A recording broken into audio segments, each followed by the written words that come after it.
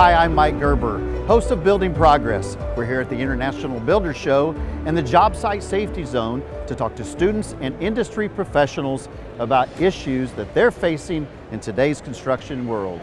I know there's been a lot of discussion lately about the labor shortage and how that's impacting and really preventing the industry from building the capacity of homes that we probably need. Where do you see us going to get the labor that we need in the future? We've got to make sure we're protecting the workers we have. That is going to help us in the labor shortage because we can't afford to have a worker injured and not be able to work for months or even years. So we've got to protect what we've got. Secondly, we've got to reach out to the young folks. Today, in an early age, probably 7 or 8, 9, 10 years old, and get them into our industry. I think the young people have lost the vision, thinking that that trade work and that type of thing is, maybe below them. That needs to change a little bit. People have to know that this is a good career too. Carpentry is a great career. Trades are able to make more money than they used to, especially if you're on your own. So like an average electrician, I think across the country makes around $80,000 a year. Wow. We're all looking for professional people out there. It's just so hard to find professional people. And if you're in the right trade, I mean, you could do plumbing, construction, just anything. It'd be a equipment operator, you could do a roofer, a plumber, just about anything out there. A bricklayer, you could, even on a ditch too, digging out a trench, you could do pretty well. You can become successful. You don't have to go to a 4-year school to do that. You can get a trade degree out there right now and eventually have your own business. The whole industry as a whole needs small businesses, so there's a small business shortage. So there's a lot of opportunity for kids that aren't going to college or that just want to do something different, especially to own your own business. Average age of a carpenter in Massachusetts is 55, so it's really come to the forefront in the last 10 years. What's driving that? We wanted them to, they need to do something different so they can make a good living. They don't need to do what Dad's doing. And so now we're all looking at each other going like, where's your kids? They're all gone. They did just what we asked them to do. For once they listened to us, and they all went off to school, and so now we're trying to regroup and reach out to the schools. So we've reached out to a local vocational school, and they have a co-op program, and so every other week we get one, and they're learning hands-on, so that they really get a good taste of the satisfaction you can have by doing this for a living. So we're being part of the solution, if you will. Yeah. Otherwise, we're part of the problem. So tell us a little bit, going to go back a few years, tell us about how you even got into this business. What was your path to get in and how you progressed to where you are today? I was 12 years old. I was back growing up in the Caribbean islands. I went to a trade center when I was 15, and I love construction. That's like my master. And then I got out here, I figured out, well, I learn all the stuff I need to, just get educated, get hands-on. I got into the ditch and where I could do anything it takes. I've been a home builder for 17 years. I started out in the business. My dad was a land developer and a home builder. And so naturally, after I graduated school, I came home and worked with him and went out on my own eventually. One of the greatest jobs I ever had was in high school. I worked as a laborer.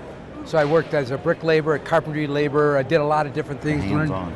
Yeah, a lot of hands-on, and it really drew me into the business. And I could see the vision that it could be something special someday.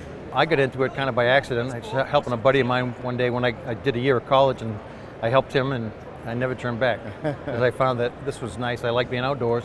And again, you can make a decent living doing it, and there's a lot of different things you can do in the business. It's not just banging nails. Was in the drywall finishing union up in Portland, Oregon. Moved around the country a little bit, and I started coloring joint compound, and I created a product, coloring joint compound, based on the knowledge that I had from the construction industry. And you're a business owner then today, right? Yeah. So 2 businesses. I have a business service where I actually apply beautiful color joint compound, fresco harmony walls to people's homes. And then I'm also a product manufacturer, so I manufacture an 8-ounce color pack that you dump into 1 box of joint compound, mix it up, makes perfect color every time. And we also have a sealer that we're private labeling. How has technology changed your business? It's made it a lot easier. Yeah, a whole lot easier. For sure, less labor intensive, as far as employees and staff is concerned. Our systems run, a lot better, smoother. I used to draw those plans. Now there are computers that draw those plans. Now it takes a technician or someone to drive those computers, but that's so different from what it was when I first started in this. one person can do a lot more, with laser levels and that sort of thing. When I started, everything was by hand. Right. There were, basically pneumatic came into being, and that really has changed the way we do business. Today, there's so much about the home that can be tied into electronics and managed that way. So lastly, what would you say to that high school kid that just isn't sure where they want to go yet for their next step after they graduate about the construction industry? First advice would be is follow your passion. Because if you're not happy and you're not loving what you do, you're not going to probably do it and do it well. So find what that passion is. Mine was providing affordable housing. Have the courage, I guess, to follow your passion and follow your dreams. And also take the time to figure out what that is. You don't have to go to college right out of high school. And that's also a good segue to maybe jumping into apprenticeship.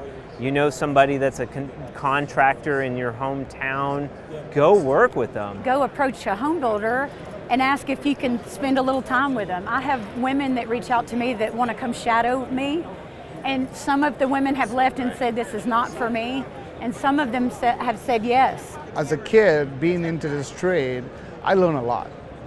And there's a lot that you could teach other people. And with my knowledge now, I want to share that out to the world. It's just a booming industry, and it's a great time to get in the construction industry just because there's so much opportunity. People that are learning trades in the construction industry are oftentimes making more money than people with a bachelor's degree without the debt, and you're getting paid for the education like I did. I learned how to become a drywall finisher. It doesn't seem very glamorous, and it's not. But I could take that education, I go anywhere in the country, and I did, and make money. There's a lot more to it than you might think, okay? A lot more satisfaction to be had. You meet nice people all the time. You work with good people. You can have a real good quality of life. It's just a really fulfilling career. You walk on a job site and there's nothing there, and you're able to visualize something, put it together on paper, and then a year or less, you walk away with something that you've created. Watching a farm field turn into a beautiful neighborhood, It's a tremendous sense of pride, isn't it? Yeah, absolutely. And the people, the people that we affect, and we've got a lot of great customers and clients, and that practically every one of them has become friends. Building Progress is a podcast from Builders Mutual. We are dedicated to protecting the construction industry through a wide range of commercial insurance products. At Builders Mutual, we have a passion for education, safety, and progress, and we're excited to share our expertise with our listeners. For more information, visit buildersmutual.com.